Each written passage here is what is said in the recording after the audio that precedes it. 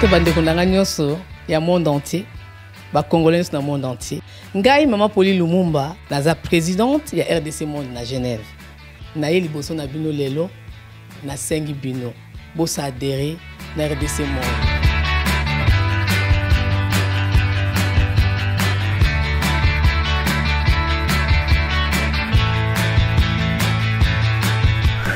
Bosenga kibiso des comptes RDC Monde.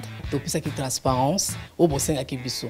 Bokota na compte na biso ya YouTube. Bokomona sur RDC Monde TV. Tout est détaillé là-dedans. Bandeko langai. Botala ce qui n'a pas brutalité. Bokende na YouTube sur RDC Monde TV. Bokomona RDC Monde et saliba preuve na. RDC Monde, la transparence totale. 32 239 23 francs suisses. Na Kationa, tous en statistiques par pays. Pour la Sabino, tous en premier Suisse, deuxième France, troisième Belgique, quatrième les États-Unis et ainsi de suite. Na RDC personne la 4. Bino, vous avez hésité, Boya, transparence, tout le temps à projet futur. Bisson pour ça l'amour. RDC Monde, Katabo. Chambre de Moyo, Vitel Kamere et M. Jean-Marie Bombiriki jouent un scandale au sein du trésor public. Il y a un magouille entre Chambre de Moyo, Jean-Marie Bombiriki et M. Vitel Kamere, tous membres de l'INC. Magouille, Oyo va nous révéler, va aussi découvrir la calamité. Vous allez suivre ça bientôt. Dossier Vitel Kamere et Nakati à justice, bientôt là l'audience est fixée le 11 mai 2020. Alors, il y a déjà une main noire de la famille présidentielle Oyo Azola de la Makambouana pour chercher la condamnation de M. Vitel Kamere qui serait favorable pour le président Fachi pour que M. Vitel Kamere a représenté à la candidature en 2023 par rapport à l'accord à Nairobi. Bienvenue sur RDC Monde. Merci pour la confiance, merci pour la fidélité, merci pour la RDC Monde, votre chaîne d'information, votre chaîne d'actualité, votre chaîne de proximité. Politique, les analyses politiques objectives pour élever la nation, pour faire émerger la nation congolaise, notre pays, notre cher pays, notre patrimoine national. Vitel Kamere, scandale politique 10 moments pour cette année 2020. Alors, restez branchés et suivez judicieusement ces commentaires réalisés par Rams Mwamba avec nos sources concordantes et dignes de foi.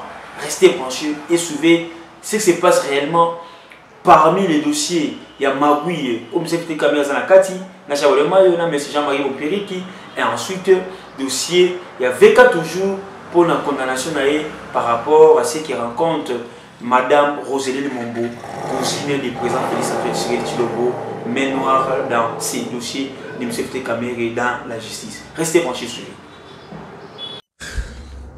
Vitel Kamere, Jean-Baudouin Mayo et Jean-Marie Bamporiki au cœur d'une magouille entretenue depuis plus de 8 mois.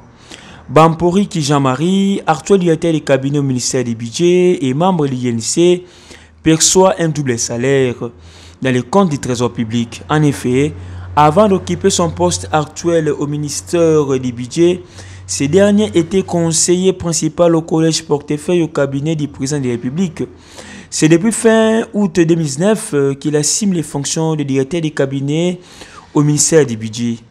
Il est très intolérable et énervant d'apprendre 8 mois plus tard des sources concordantes et dignes de foi que Jean-Marie Bamporiki continue à toucher jusqu'à ce jour son salaire de la présidence de la République en qualité de conseiller principal et à utiliser les véhicules de fonction lui remis à la présidence comme conseiller principal pendant qu'il n'y a presque plus en cette qualité. Il est même curieux de se poser la question de savoir si Vitel Kamere avait informé le chef de l'État que Jean-Marie Bamporiki avait cessé ses prestations à la présidence pour une affectation au ministère du budget. Car ce dernier n'a jamais été remplacé à la présidence jusqu'à ce jour. Cette rémunération double et indue est couverte par Vitel Kamere en complicité avec M. Jean-Baudouin Mayo. ministre du budget, tous membres de l'INC. C'est vraiment inadmissible. Les services des renseignements et de la justice doivent se saisir de ces dossiers scandaleux. Il mafia délibérément entretenu chose grave. Les noms de Jean-Marie Bampori qui figurent encore sur la liste des pairs du personnel de la présidence. Chose étrange. Il fallait voir la sérénité avec laquelle Vital Kamerhe avait ordonné à ce que les noms de Dieudonné Lobo, coordonnateur administratif à la présidence et proche de Faty, soient enlevés de la liste des payes des employés de la présidence sans qu'il n'y ait pas officiellement une ordonnance mettant fin à ces fonctions. Pourquoi cette politique de dépôt des mesures? D'autres questions doivent également attirer l'attention du lecteur.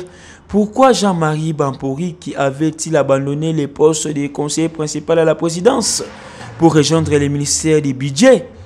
L'INC n'avait-elle pas un autre cadre qu'elle pouvait affecter comme du câble au ministère du budget? Quel est le mobile de ces positionnements? La course à l'enrichissement illicite coûte que coûte. Aussi que cache Jean Baudemayo derrière sa récente mise en place des cadres de commandement au sein de l'administration du budget. Est-ce que les positionnements des cadres qui sont déjà préparés à couvrir les magouilles des cadres d'INC dans la chaîne des dépenses publiques? Jean-Marie Bampori, qui Vital Kamerhe et Jean Baudemayo méritent des poursuites judiciaires pour perception des avantages indus et complicité dans la fraude au détriment du trésor public. Aujourd'hui, le peuple congolais comprend que les mots d'ordre donnés par Vital Kamerhe au cadre de l'INC qui travaillent dans les institutions de la République se résument à la magouille et à l'enrichissement illicite avant tout. Heureusement, le peuple reste vigilant et dénonce tous les voleurs des derniers publics et appuie les trains de l'état des droits en marche grâce à la volonté de Faty. Dossier Vital Kamerhe, à son tour, la famille Tshisekedi entre en danse. Alors, le dossier Vital Kamerhe vient d'être transmis à la cour d'appel de Kinshasa-Gombe et le procès fixé au 11 mai prochain. La famille Tshisekedi, actuel président de la République démocratique du Congo, pousse à l'accélérateur pour obtenir la condamnation de l'homme fort du Kivu. Objectif, stopper net sa candidature à la magistrature suprême pour l'année 2023. Gage pour l'actuel locataire du Palais de la Nation de remplir. Pour atteindre cette sale besogne, la nommée Roseline Mbombo a été chargée au cours d'une réunion restreinte familiale de suivre pas à pas les dossiers et surtout d'assurer que la composition de la cour qui va juger le président de l'Union pour la nation congolaise, autant que cela a été un acquis lors de l'instruction au parquet général de Matete, cette nouvelle étape ne doit pas échapper la famille biologique de Félix Antoine Tshisekedi. Dans ces sagas judiciaires, l'on s'est posé la question de savoir qui gagne la famille Tshisekedi de la RDC dans la condamnation de son allié.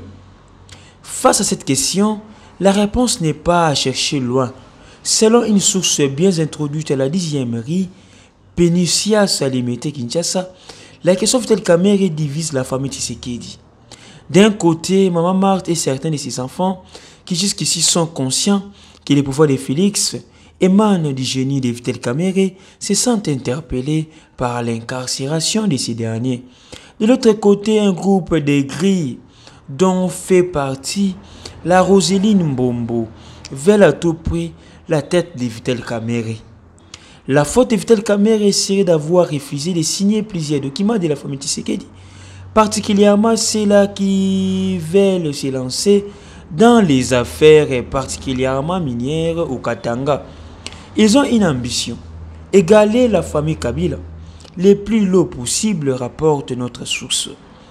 D'après cette dernière, Roseline Mbombo, lors de son récent séjour au Lualaba, a exercé une pression sur le gouverneur Mouyej Mangenzmans pour obtenir un carré minier au profit de ses partenaires libanais. Mais cela n'a pas été possible grâce à l'intervention du chef de l'État à travers son DIRCAB qui a osé les temps. Voilà les débuts du malheur pour Vital Kamerhe dans la famille Tshisekedi. Notre source renseigne qu'un fonds consistant a été décaissé par la famille Tshisekedi pour s'assurer du suivi du dossier Kamerhe, avec pour finalité obtenir sa condamnation. Vous avez suivi judicieusement ces commentaires réalisés par Rems Mwamba, votre humble serviteur. C'est maintenant à nous tous de tirer des conclusions par rapport à ces commentaires, par rapport à notre recherche, par rapport à cette analyse politique, purement politique et neutre. Mais c'est peut-être qu'à l'heure aujourd'hui, il est en prison par rapport au programme de stage du chef de l'État, Nabambo Zaki alloué pour la construction des maisons préfabriquées et tout consort. Mais quand en est-il avec les grands voleurs de la République? La semaine passée, le nom de Matata Tapoun était cité pour aller se représenter devant les procureurs. Jusqu'aujourd'hui, sans toute logique. Pour nous, même ça dit aussi. Mais c'est peut-être caméré. Qu'est-ce qui se passe-t-il réellement? Mais c'est Saïba, le DG de l'OGFREM, jusqu'à présent, il n'est pas toujours inquiété, bien qu'il y ait un mandat, il y a une invitation, il y a parquet. Jusque-là, il n'est pas encore parti. Pourquoi? Parce qu'il est protégé par Maître Nemi Moulania Oulunja, qui les en les chasse. Aujourd'hui, quand en est-il avec les dossiers Albert Yuma de la G-Camille, avec les scandales, il y avait 200 millions et tout consort, Albert Yuma pas toujours inquiété. Aujourd'hui, Balibasa Magoui, pourquoi Bimisa, tu vas passer liberté provisoire dans la DGF Honneur. Pour n'en pas toujours vérité, pour n'en on ne sait pas qui est derrière DGA la Honneur. Tant d'autres voleurs, tant d'autres mafieux, jusqu'aujourd'hui, ne sont pas inquiets. Pourquoi une justice de deux poids deux mesures? Le chef de l'État est là pour lutter l'État, est là pour lutter contre la corruption et pour instaurer l'État des droits. Et l'État des droits, on instaure justement avec la participation de tous les Congolais. Que la justice soit équitable, que la justice soit neutre, une justice républicaine, une justice sans intoxication au préalable, une justice sans main noire pour commanditer les affaires judiciaires. Chers internautes, chers téléspectateurs et RDC Monde, vous avez suivi de partout. C'est maintenant à vous de tirer les conclusions par rapport à si le dossier de Vital Kamere. Vital Kamere sera-t-il condamné ou non? Prochaine marque. Est-ce qu'il détient les preuves qu'il est innocent? Est-ce que les procureurs aussi détiennent les preuves qu'il est coupable? Tout ça, ça va se savoir le 11 mai, devant les juges, où M. Vital Kamere sera là pour se représenter et pour qu'il soit jugé aussi longtemps, pour aussi chercher sa libération, s'il est innocent. Mais s'il est coupable, il fera la prison. Mais quand bien même Vital Kamere est en prison, nous avons aussi besoin aussi de voir Yuma et les autres en prison. Yuma et les autres en prison. Beaucoup de gens, beaucoup de journalistes ne le disent pas. Mais c'est ça, c'est que se rencontre dans la cité. Dans la cité, le nom de Yuma et les autres ont par-ci par-là. Les gens aussi veulent voir Yuma en prison parce qu'il a fait 200 millions de dollars. Yuma est impliqué là-dedans. C'est que Yuma est moroté. C'est que Yuma est protégé. Yuma s'est inquiété. Ça reste à vérifier. Merci pour la fidélité, merci pour la confiance. Merci à vous tous comme étant SBN. Merci à Madame Pauline pour présenter RDC Monde. Merci à Antonio Miguel, à Winnie Gimbi, pourquoi pas, à Bronson, nous aurons la caméra et la montage.